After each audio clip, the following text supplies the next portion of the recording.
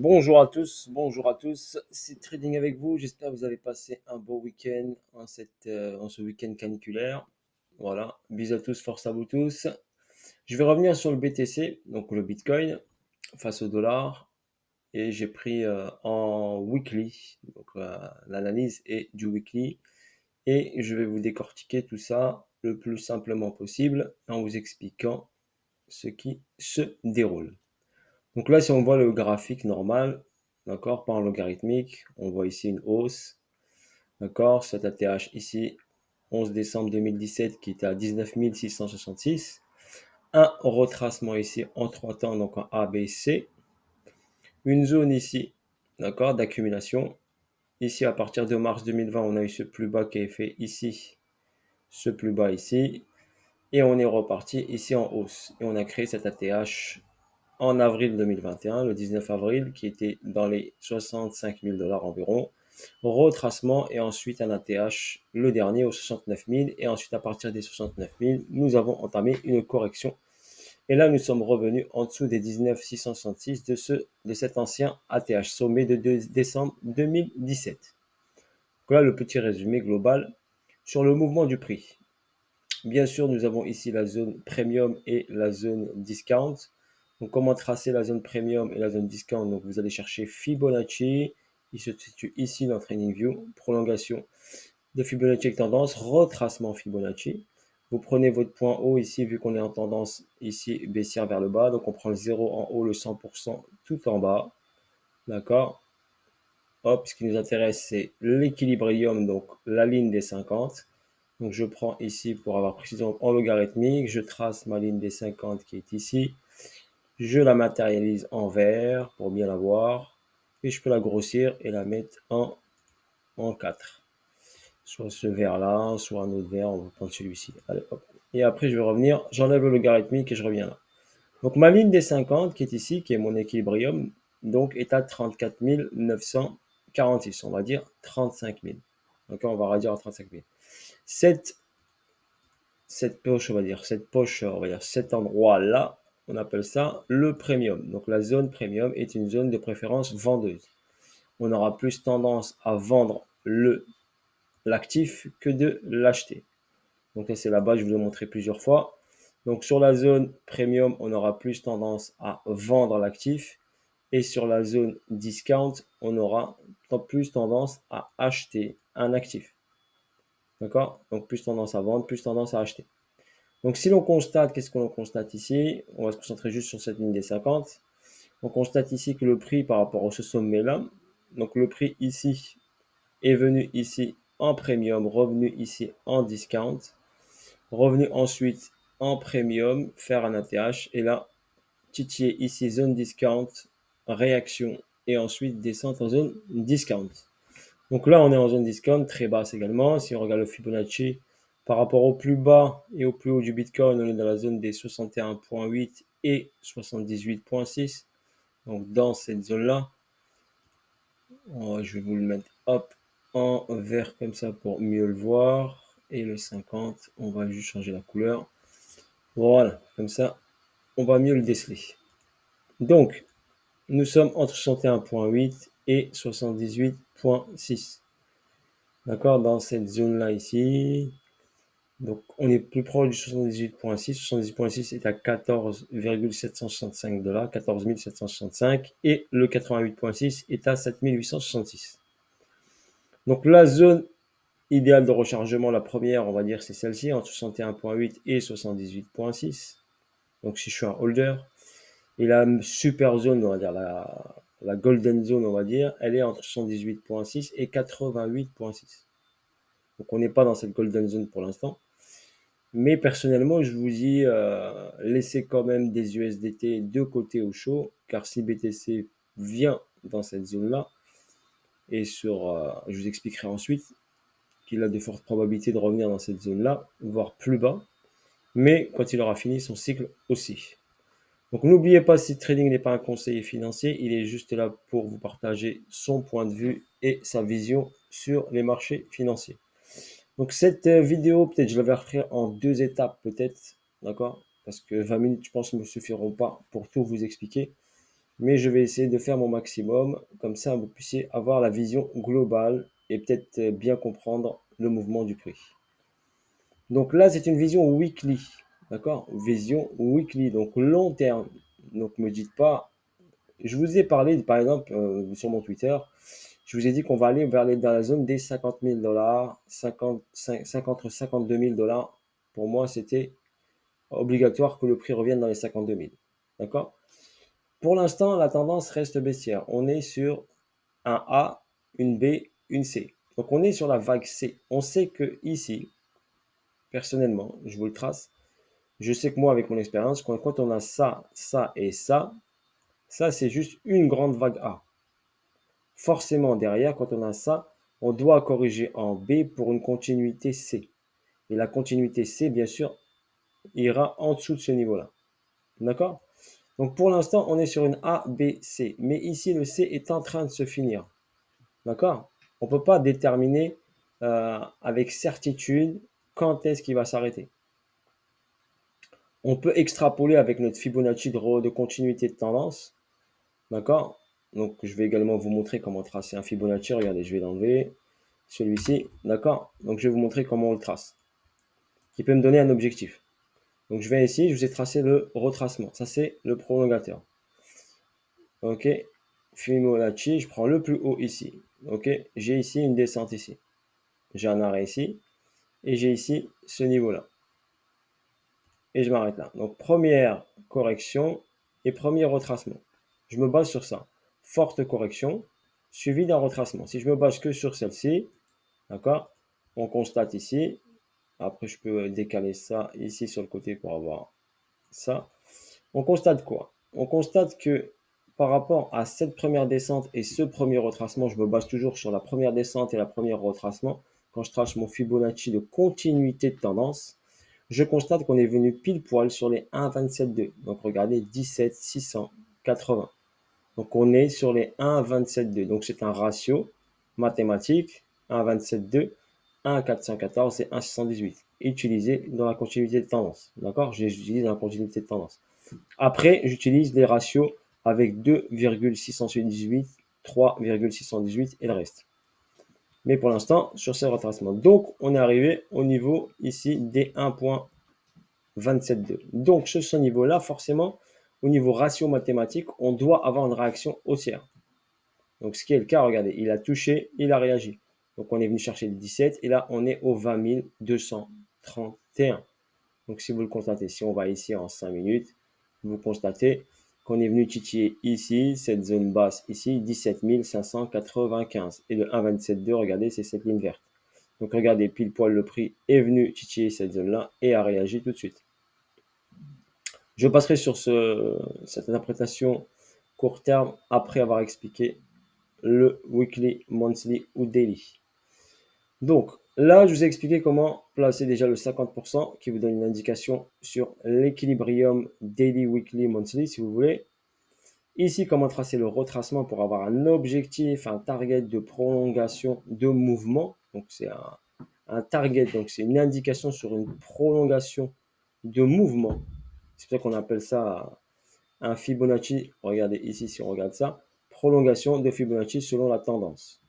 Donc, c'est une continuité, c'est un Fibonacci qui vous donne la continuité de la tendance. Et l'objectif du target prochain ici. Après, j'utilise un autre phénomène, c'est les figures harmoniques, d'accord? Sur les figures harmoniques, je vous le montre rapidement. Là, c'est un cipher parce que le point ici est supérieur à l'autre. Donc, si je prends le point haut ici, le point bas ici, je vous le fais vite, hein, moi j'ai l'habitude. Donc ici, donc j'ai ça, j'ai ce point bas ici, tac, j'ai cette hauteur là, tac, et j'ai cette descente ici. Donc là, j'ai un cipher, ok, dans ce domaine-là. Tac, tac. Donc X, A, tac, non, c'est, ouais. Je l'ai mal pris, donc c'est là, donc le point bas, le point haut, le premier retracement ici, d'accord, le point haut ici, et la descente ici. D'accord? Normalement, un cipher, on a un objectif environ. on va dire minimum 88,6. Donc je vous mets 88,6, normalement c'est ici. Donc 16 923. Et si je vais chercher 88,6, 78,6 et 88,6, donc j'aurai un objectif sur ce mouvement-là. D'accord? Sur ce mouvement des 88,6, d'accord? Si je pars de ce point bas-là, si je pars de ce point bas-là, j'aurai un objectif ici dans les 10 635. D'accord? Sur ce mouvement-là. Donc on m'a demandé comment le tracer, je vous le montre au niveau ratio mathématique. D'accord? Pour moi, je sais faire. Donc, possibilité qu'on vienne chercher, regardez ici, le continuité de tendance, le Fibo de continuité, le 1,414 et le 1,618. Donc, possibilité qu'on vienne dans cette zone-là. Et comme par hasard, regardez ici, c'est cette zone de demande qui est ici entre les 12 473 et 9 850. D'accord? Donc, voilà pour, en ce qui concerne une figure harmonique, comment je l'utilise pour la tracer. Donc là, après, cette figure harmonique, je l'ai prise sur ce point bas. Après, on peut la prendre sur un autre point bas. On peut, par exemple, ici, partir sur ce point bas qui est ici. Et ensuite, ce point haut qui est là. Mais logiquement, on le prend sur le dernier point bas. Donc si je fais ça,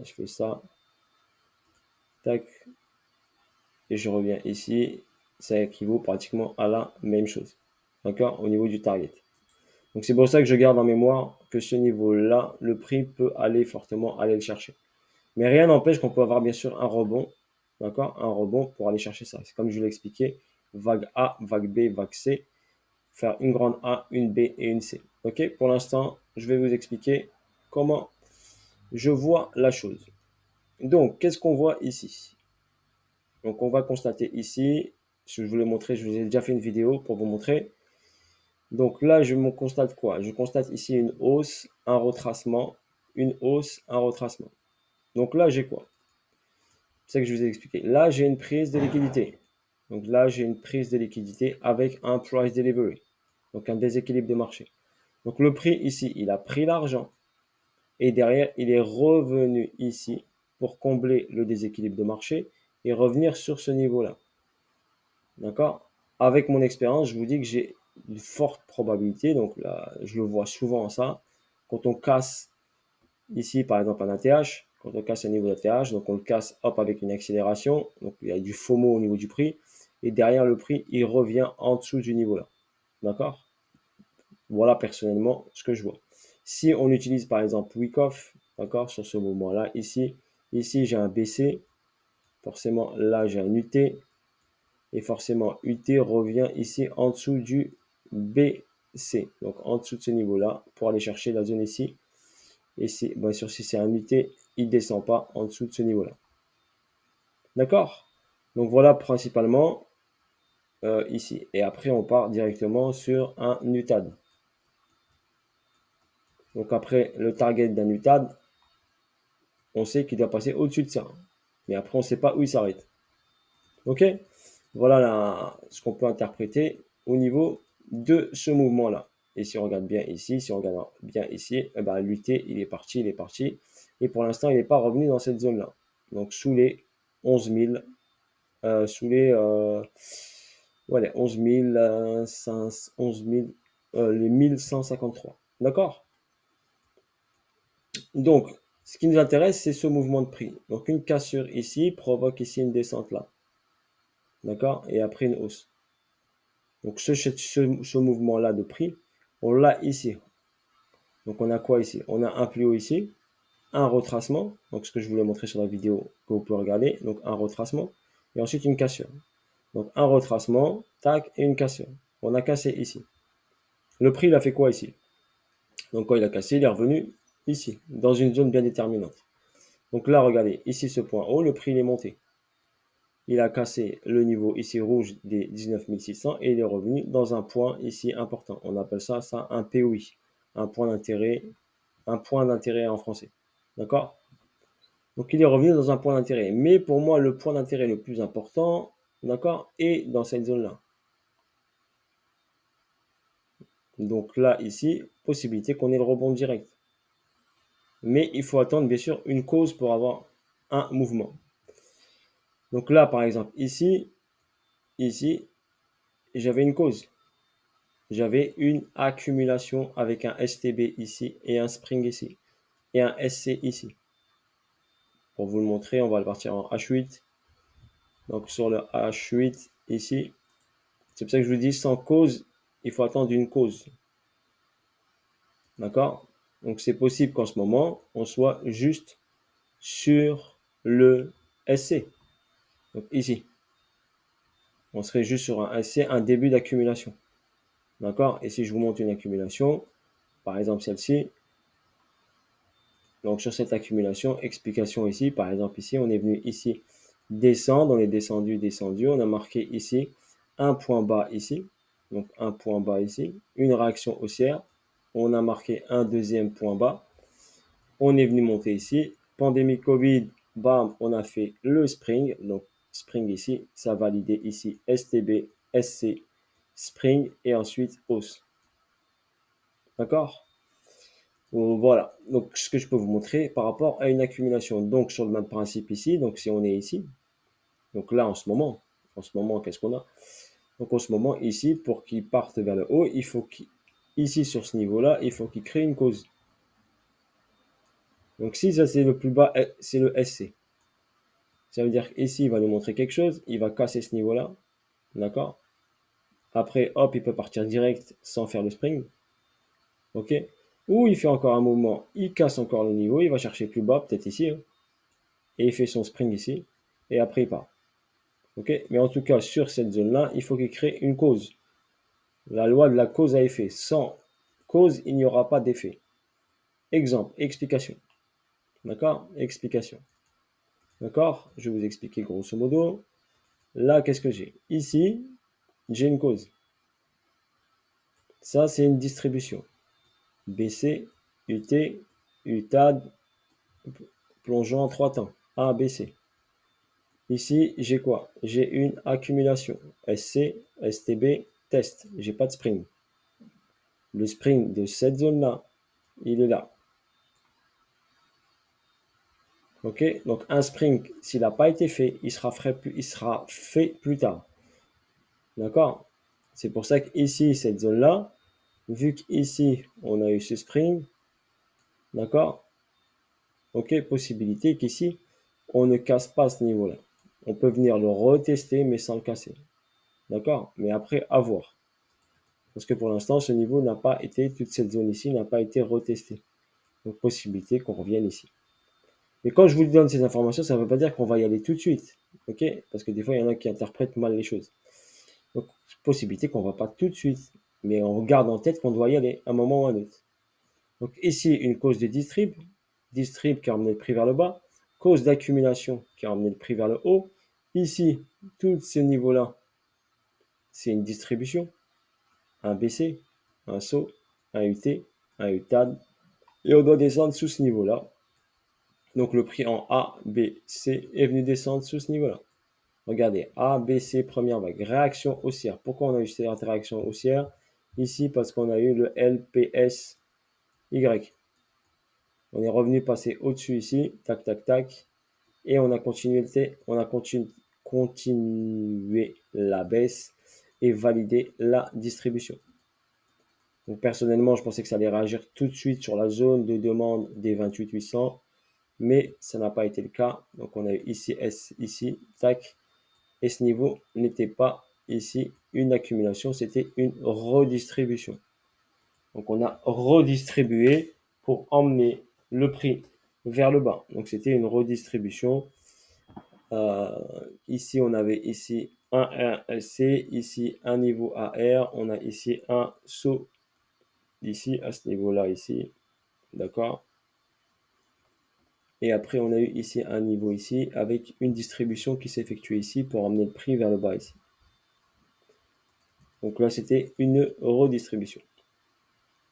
Donc il faut attendre ici une accumulation, quelque chose de sensé pour pouvoir avoir une réaction haussière. Donc voilà l'explication globale. Donc la vidéo, je vais la faire en 2 parties. D'accord? Je vous ai fait une première partie. Et ensuite, je vais vous faire une deuxième partie. Donc voilà ce que vous avez en Daily Weekly. Pour l'instant, on est venu chercher la zone ici. Et on va regarder qu'est-ce qui se passe? Donc soit il s'arrête, il réagit sur cette zone, soit il va plus bas. Ok, bisous à tous, ciao ciao. Bye.